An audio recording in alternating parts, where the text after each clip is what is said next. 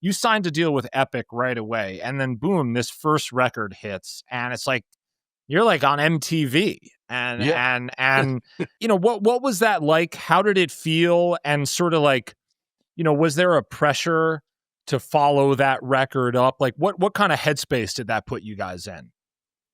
Yo, it was crazy, man. It was wild because, like I said, we all started as street musicians. So when we signed, I'll never forget, like, got the call from a manager, "Yo, you're signing to Epic Records." We went down and played for all the labels and shit in New York. What did they think of your guys' sound? Like it was, we were gonna get signed. Like, this guy Rick Chertoff wanted to sign us, who had just signed Joan Osborne. So she was like coming to the shows, and he wanted to take like a much more like, we're gonna keep honing in on your sound, and I was like, "Oh, fuck that, dude. I'm ready to make a record now." Like, we had this killer group of songs, and we were firing. I was like, "What are you talking about? So did you have to Slow fight down." for that? Did you have to kind of?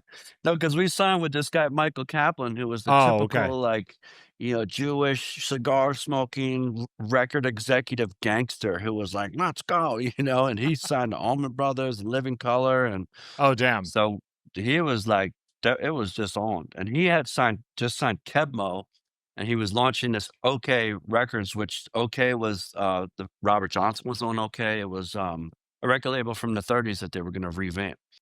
So there was like a blues though. Anders Osborne, Papa Chubby, Kebmo, Little Axe, which was another kind of like hip hop kind of blues thing, and us launched the label, and it's pretty cool. But yeah, it was shit got wild in the sense that it hit the road, and then with the Sony machine and the record was connecting, and it was on the buzzing, and so the shows were crazy. We just hit the road in the van, and all the shows would be like sold out, these little clubs all across the country and all across the world. And but at the same time, it was not glamorous. Like, we were sharing hotel rooms and riding around in a van and doing 250 shows a year. So there was no, it was just exhausting.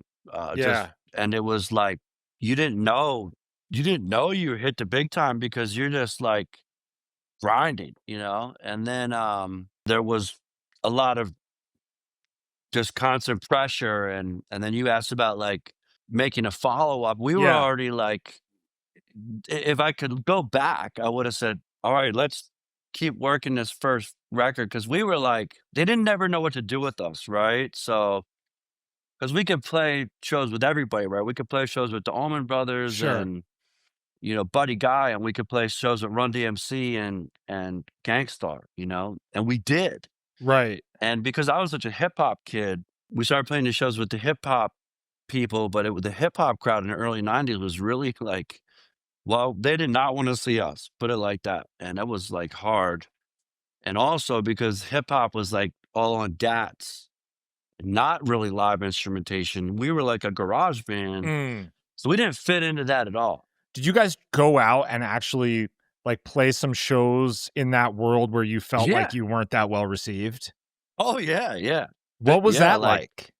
that was wild. Like, opening up for Guru's Jazzmatazz in Boston, being on tour with Tribe Called Quest, doing shows at Run DMC and KRS-One, Cypress Hill, Damn. a lot of people, All the names. and it was wild because the artists were always really cool, but the fan Sure. base, it was not what it was just not going over. Just honest, it was some tough shows, but I never forget. Like, Q-Tip came out at a show, at a college show, and he was like, "Y'all give it up for g.love and Special." So they came out and did their thing, man.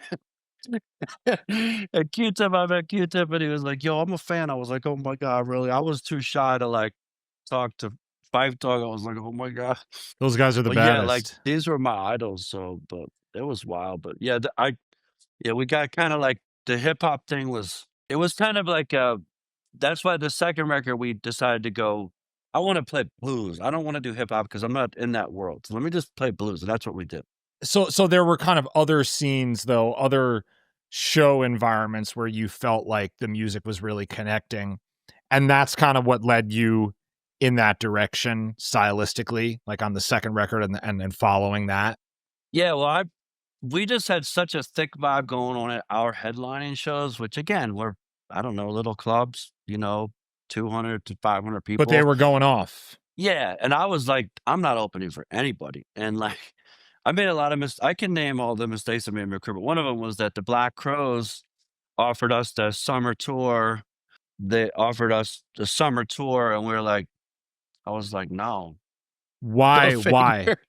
Because we're like, "I'm not opening up for anybody." That was my thing, was like, I wanna do my own shit, I don't wanna open up for anybody. Do you wish you had done the Black Crowes Yeah. opening spot? Okay. Well, yeah, I mean, there's just a opportunity, 'cause we did open up for the Violent Femmes Yeah. in '94, and that was crazy. Um, but yeah, I just I didn't wanna open up, and I didn't, and that only kinda lasts for so long, then you actually, like, see how this whole thing works, and that so that's why I can look back and say, "Wow, I really fucked that up." Because in 1995, 4 or 5, the Black Rose were like, if you can imagine how big they are now, I mean, they're way bigger then, right? I mean, they were huge, and They were huge. it was a massive opportunity at that time for us to get in front of, but you know what I'm saying? Like, I didn't know anything, man. I was a kid. I made a lot of mistakes, but we're still here, so you know what I'm saying?